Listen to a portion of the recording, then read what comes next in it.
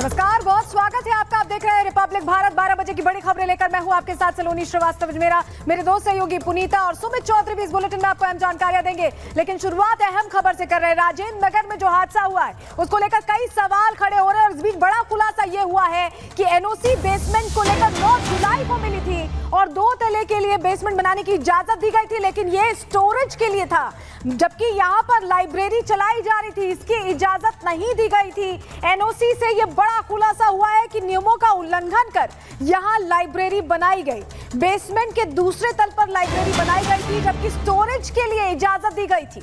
और बड़ी अपडेट ये कि कोचिंग की इमारत की एनओसी से बड़ा खुलासा यहां पर हुआ है। किस तरीके से अनियमितता बरती गई, जो इजाजत दी गई, इसके इतर जो इस्तेमाल है बच्चों के लिए पढ़ाने के लिए जो है इमारत का किया गया, बेसमेंट का यहां पर किया गया। कोचिंग की इमारत की एनओसी से यह बड़ा खुलासा, जिसमें यह कहा गया था कि स्टोरेज के लिए दी गई थी ये जो बेसमेंट है, लेकिन बच्चों को यहां पर पढ़ाया गया, लाइब्रेरी यहां पर शुरू की गई, जिसके बाद ये बड़ी घटना सामने आती है। पानी कैसे बेसमेंट में भर जाता है। और ये देखिए, ये तस्वीरें हम आपको दिखा रहे हैं जहां पर एनओसी जो जारी की गई थी उसमें क्या कुछ जो है लिखा गया था। बेसमेंट और अपर फ्लोर्स यानी जो एरियाज हैं उन्हें बताया गया है। इसके अलावा बेसमेंट होगा, अपर फ्लोर होगा, स्प्रिंकल अबव फॉल सीलिंग जो है इसके अंदर होगी। ये वो एनओसी है जो बिल्डिंग की यहां पर जारी की गई थी और इसी को लेकर अब सवाल उठ रहे हैं कि एनओसी में यह बाकायदा बताया गया था और इसी की जानकारी जो एमसीडी की तरफ से दी गई है कि स्टोरेज की जो है वो इमारत यहां पर होगी। जो बेसमेंट है वहां पर सिर्फ स्टोरेज आप कर सकते हैं, लेकिन कैसे उसका बेजा इस्तेमाल यहां पर किया गया। और एक और बड़ी खबर बताएं, कोचिंग सेंटर में अवैध तरीके से लाइब्रेरी बनाई गई। नॉर्थ एमसीडी ने भी स्टोरेज बनाने की इजाजत दी थी। नियमों की अनदेखी कर लाइब्रेरी बनाई गई है। पार्किंग या स्टोरेज बनाने की इजाजत दी गई थी, लेकिन उससे इतर यहां पर बकायदा लाइब्रेरी चलाई जा रही थी, जिसकी इजाजत नॉर्थ एमसीडी ने नहीं दी थी। डॉक्यूमेंट में बकायदा ये लिखा है कि यहां सिर्फ पार्किंग या स्टोरेज के लिए इस्तेमाल हो। तो देखिए, ये एनओसी हम आपको दिखा रहे हैं जिसमें ये साफ तौर पर लिखा हुआ है कि जो बेसमेंट है उसमें सिर्फ स्टोरेज की इजाजत दी गई। देखिए, स्टेयरकेस टू लिफ्ट टू और लिफ्ट लॉबी जो है, टॉयलेट, ये यानी कि साफ तौर पर इस एनओसी में ये बताया गया है कि जो बेसमेंट जहां पर अवैध तरीके से लाइब्रेरी चलाई जा रही थी उसमें सिर्फ स्टोरेज की इजाजत दी गई थी, पार्किंग की इजाजत दी गई थी। ऐसे में सवाल ये उठता है कि आखिर नियमों की अनदेखी यहां पर क्यों और नियमों की अनदेखी की गई, यही वजह है कितना बड़ा हादसा हुआ है।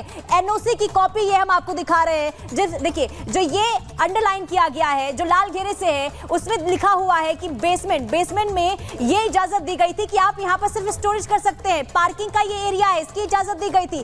तो ऐसे में यही सवाल उठता है कि आखिर नियमों की अनदेखी क्यों की गई, आखिर किस वजह से यहां पर कोई कार्रवाई नहीं होती है। क्योंकि बार बार इस तरीके की खबरें लगातार देखिए सामने आती है कि अवैध तरीके से इंस्टीट्यूट चलाए जाते हैं और राजेंद्र नगर में भी यही हुआ। अवैध तरीके से नियमों की अनदेखी करके यहां पर इंस्टीट्यूट चल रहे थे और इसके बाद किस तरीके से यह हादसा होता है ये सभी के सामने है।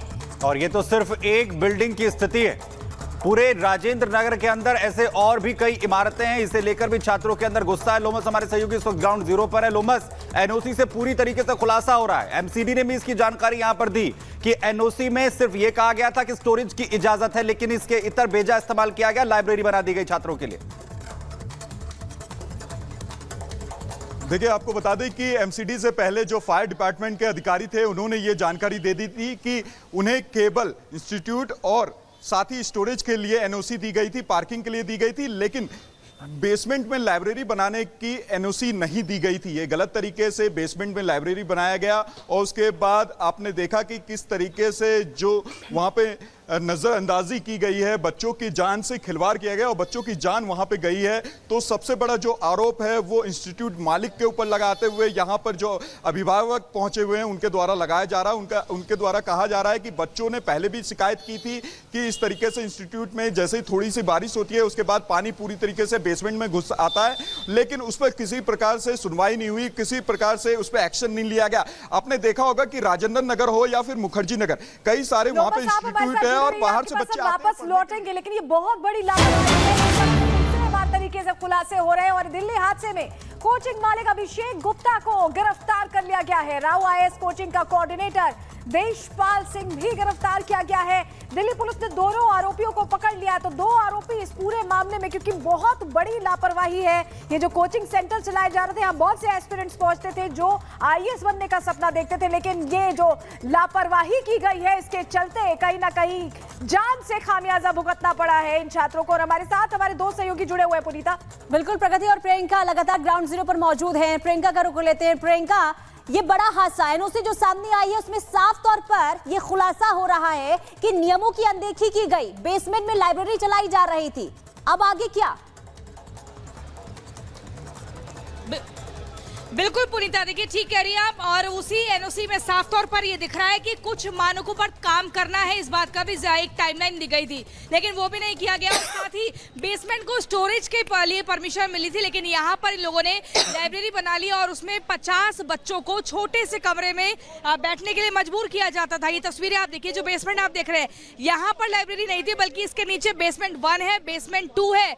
और उस बेसमेंट 1 में तो गाड़ियां पार्क होती है, बेसमेंट 2 में बच्चों की लाइब्रेरी की व्यवस्था की गई थी, जो कि इलीगल है। पहली बात तो ये जो कोचिंग सेंटर्स यहाँ इतने बड़े बड़े दीवारों में, इमारतों में खड़े हुए हैं, ये भी इलीगल है, क्योंकि ये कमर्शियल जगह नहीं है। और उसके बाद उस बेसमेंट 2 में आप सोचिए कितना सफोकेशन होगा। वहां पर एग्जिट के लिए एक सीढ़ियों के अलावा कोई दूसरा रास्ता नहीं था। इवैक्यूएशन के लिए 2 रास्ते होने चाहिए थे, लेकिन वो रास्ते भी नहीं थे। और वहां पर एकाएक पानी घुस जाता है। ये बताया जा रहा है कि पानी का जो पाइपलाइन है कहीं इंटरनली ही लीक हुआ है, जिसके बाद एकदम जो सैलाब है वो पानी का आता है। और उसके बाद वहां एसी चल रहे थे, बिजली के जितने प्लग्स थे वो स्विच ऑन थे, उस पानी में करंट आ जाता है, जिसके बाद 3 बच्चों की मौके पर ही मौत हो जाती है। इन्हीं तमाम चीजों को लेकर सवाल उठ रहे हैं। देखिए दिल्ली लापरवाही किस स्तर पर की गई, लेकिन सवाल यह भी है कि क्या एमसीडी जिस तरीके से हमें बता रही है उसके बाद उसकी जिम्मेदारी खत्म हो जाती है। बड़ी खबर यह कि दिल्ली के राजेंद्र नगर में राव आईएएस जैसी दर्जनों लाइब्रेरियां मौजूद हैं जो इमारतों के बेसमेंट में बनी हुई हैं। हमारी टीम ने राजेंद्र नगर के ऐसी बेसमेंट वाली इन लाइब्रेरीज की जो तफ्तीश है वो की है, और दिखाते हैं आपको क्या कुछ हालात राजनगर में। ओल्ड राजेंद्र नगर की गलियों में इस वक्त हम मौजूद हैं और यहाँ पर मल्टीपल ऐसी लाइब्रेरी है जो कि बेसमेंट में चल रही है।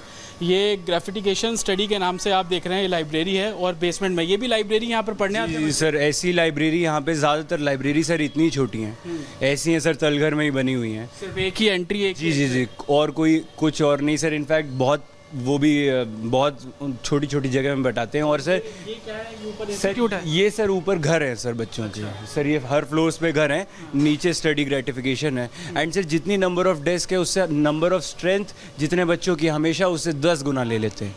तो वो हमेशा एक ओवर क्राउडिंग की प्रॉब्लम सर यहाँ हमेशा होती है। तो इस लाइब्रेरी के अंदर हम जाने की कोशिश करते हैं। आप देखेंगे संकरी ये रास्ता है और बेसमेंट के अंदर जब हम उतर रहे हैं तो आप ये तस्वीर इस लाइब्रेरी के अंदर की है। और मेरे विजय जब अंदर आएंगे तो आप तस्वीरों में देख पाएंगे कि यहाँ पे बच्चे जो हैं वो तमाम पढ़ते हैं। बुक्स यहाँ पर एक तरीके से क्यूबिकल्स बनाए गए हैं, लेकिन एंट्री करते हुए आप ये बायोमेट्रिक देख रहे हैं। जो बच्चे यहाँ पर आएंगे वो बायोमेट्रिक करेंगे और उसके बाद एंट्री करेंगे। और ये छोटे छोटे क्यूबिकल्स आप यहाँ पर देख लेंगे और यहीं पर आकर बच्चे जो हैं वो स्टडी करते हैं। और आप यहाँ पर देखेंगे कि बच्चे जो हैं वो छोटे छोटे क्यूबिकल्स में बेसमेंट के ठीक बिल्कुल नीचे कुछ बच्चे, इनसे हम बात करने की कोशिश करेंगे। आप लोग बताएंगे, आप लोग पढ़ते हैं यहाँ पर? भाई साहब पढ़ते हैं यहाँ पर? आप भाग क्यों रहे हैं, आप बताइए ना। तो ये शायद कोऑर्डिनेटर होंगे या संचालक होंगे इस तरीके से, जो अब भाग रहे हैं फ़ोन पे हाथ लगाकर। लेकिन अंदर की तस्वीरें हम देख रहे हैं, इसी तरीके से लाइब्रेरी चलती है। बहुत देख सकते हैं, मतलब पूरे राजेंद्र नगर में ना इतनी बेसमेंट में लाइब्रेरी बिल्कुल छोटी छोटी, कितनी कंजेस्टेड है। मान लो कुछ इमरजेंसी हो जाए तो मतलब पानी भर जाए, मतलब सेंट्रल लॉकिंग सिस्टम है, शॉर्टकट हो गया, सेंट्रल लॉकिंग बंद हो गया, फिर आप कैसे बाहर निकलोगे? बायोमेट्रिक भी मैं देख रहा हूँ, तो क्या स्टूडेंट्स बायोमेट्रिक करके अंदर जाते हैं? बायोमेट्रिक करके अंदर जाते हैं स्टूडेंट। गेट बंद रह जाएगा अगर फिर बाहर आना होगा तो?